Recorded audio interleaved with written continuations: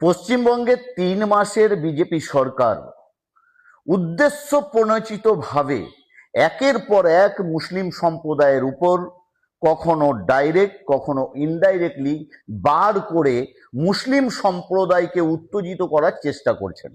হ্যাঁ, এটা বাস্তব কথা। সর্বপ্রথমে কুরবানিকে বাধা দেওয়ার জন্য গোহত্যা আইন, দ্বিতীয় বলৎকারীকে বিনা বিচারে নির্দোষ সাবিত করে তাকে অর্থ সাহায্য করা এবং তার বাড়ির লোককে চাকরি দেওয়া, ৩ নম্বর জিহাদি সন্ত্রাসবাদী বলা, ৪ নম্বর জুম্মাবাড়ি বলে আখ্যা দেওয়া।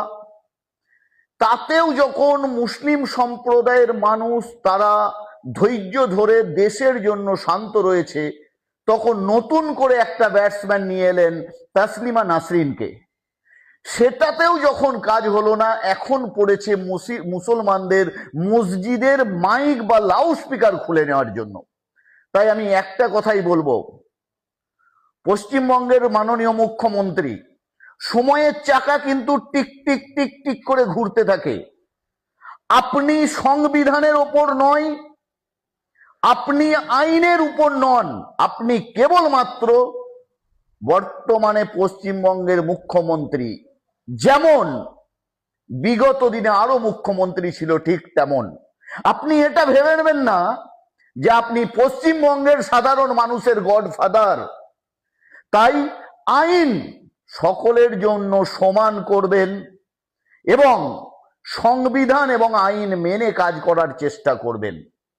আপনি প্রতিনিয়ত মুসলিম সম্প্রদায়কে টার্গেট করে তাদেরকে উত্তেজিত করে তাদেরকে বিনা বাজায় জেলে ভরার একটা পরিকল্পনা চালাচ্ছেন ইনডাইরেক্টলি, এটা সকলে জেনে গেছে।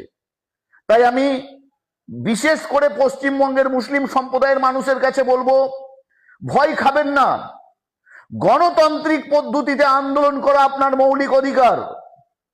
আর বিশেষ করে অন্যায় যে করে আর অন্যায় যে সহ্য করে, দুজনারই সমান পাপ। তাই অন্যায়ের প্রতিবাদ করতে হবে। আসুন গণতান্ত্রিক পদ্ধতিতে আমরা আন্দোলন করতে থাকি। এবং বিশেষ করে যে সমস্ত মসজিদের মাইক বিনা নোটিশে খুলে দেওয়া হবে, তাদের কাছে অনুরোধ করব, আপনারা জানেন এটা একটা রুলস বা আইন আছে যে 1টা ডেসিবেলের ওপরে আপনি সাউন্ড করতে, বেশি জোরে সাউন্ড চালাতে পারেন না। তাই সেই লিমিট বেঁধে নেবেন। তারপরেও যদি আপনার মাইক বা মাইক্রোফোনকে খুলে নেওয়া হয়, একটা গ্রাম থেকে 10 জন 15টা 20টা করে হাইকোর্টে মামলা করবেন। কার নামে করবেন? যে অফিসার আপনার মাইক খুলতে আসবে তার উচ্চপদস্থ অফিসার এবং পশ্চিমবঙ্গ সরকারের উপর। কেবলমাত্র 1টা 2টো মামলা করলে হবে না, হাজার হাজার মামলা করতে হবে। কারণ অন্যায় আমরা করব না, আর অন্যায়কে আমরা সহ্য করব না। তার প্রতিবাদ করার মতো ক্ষমতা আমাদের ইনশাআল্লাহ রয়েছে। আর বিশেষ করে এই ভিডিওকে আপনারা সমস্ত শুয়ে থাকা এবং ভয় পাওয়া মানুষের কাছে পৌঁছে দেন। আওয়াজ তোলার সময় এসেছে। কারণ এই 3 মাসে একের পর এক কেবলমাত্র মুসলিম সম্প্রদায়কে টার্গেট করে তাদেরকে উত্তেজিত করার চেষ্টা করছে এই সরকার। সকলে সুস্থ থাকুন, ভালো থাকুন, এই কামনা করি। আর ভিডিওকে বেশি বেশি করে শেয়ার করবেন। ধন্যবাদ।